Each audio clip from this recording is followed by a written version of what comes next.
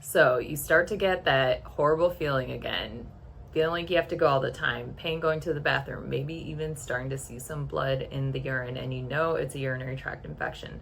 So the question is there something besides antibiotics that can help us get rid of urinary tract infections or UTIs? I'm Dr. Aldine Zeno. I'm a urogynecologist. Let's get into it. So there's a study that came out in this past year that's caused a little bit of buzz in my field, and it's looking at D-mannose specifically, which is a supplement that's available over the counter, and it's being marketed to help decrease urinary tract infections. The studies on this have been somewhat conflicting, and in a large review that a lot of us rely on called Cochrane Review, it's shown that there isn't enough evidence to show support for it. So what this new study did, it was a randomized trial looking at people coming in with urinary tract infections into a primary care setting. And basically the clinician then decided if they could be referred to enroll to this study. Patients could also self-refer if they felt that they met the criteria. So they were looking at adults in this study. Now, one of the things that we have to keep in mind is this included people with symptoms of UTIs, but they did not necessarily confirm the infections for these people with cultures or other testing. And that's important because in my patient population, I see female patients, and I'm a specialist, I'm a urogynecologist, and we know that people have other reasons for UTI-like symptoms. So my job as a specialist is to help kind of tease out, is it endometriosis? Is it chronic bladder pain or interstitial cystitis?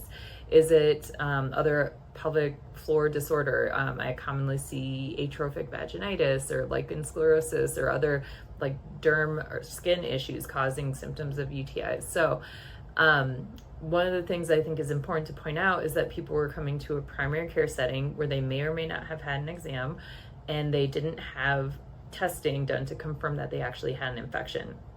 Besides that, when they looked at this population, they gave them D-mannose every day for 6 months.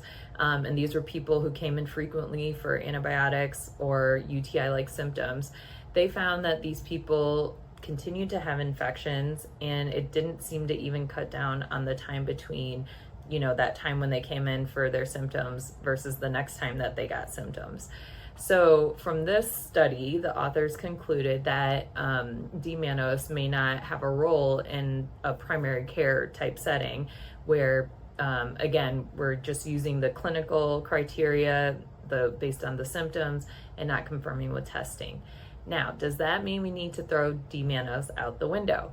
And my answer is no. I think that we need to do a better job in referring people to specialists like urologists or urogynecologists that are going to kind of dive deeper into what's going on with these symptoms. And then we need to tease out who are going to be the people that actually have recurrent infections.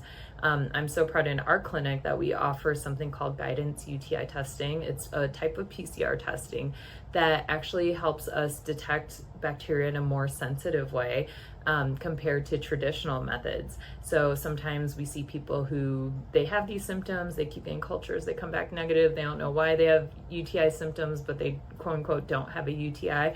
And so sometimes we'll see that they actually do have bacteria in their urine that is not growing in the traditional way, and so they're able to detect it with this special, DNA or testing that looks at genetic material. So I think what I took away from this is that if you're getting frequent UTI symptoms, you need to have further evaluation. You can't necessarily just expect to pick up D-mannose at the store without that further evaluation and have that cut down on your infections. And I do think that's an important takeaway because there's a lot of brands out there that are marketing over-the-counter supplements to decrease the frequency of urinary tract infection, and we're just not seeing that bear out in studies. But we are seeing this bear out in certain populations. So in other studies where they've looked at people who had culture-proven UTIs, they've looked at animal models, they've looked at like the molecular level, at the way these medications work, that it does seem to help prevent bacteria, the bad bacteria like E. coli, from sticking into our bladder. And so again, I think D-mannose has a role in the right populations, not in the wrong ones. Do you have any questions about that? Or have you heard about other supplements that might help to decrease UTIs? I would love to hear about it. Let me know in the comments.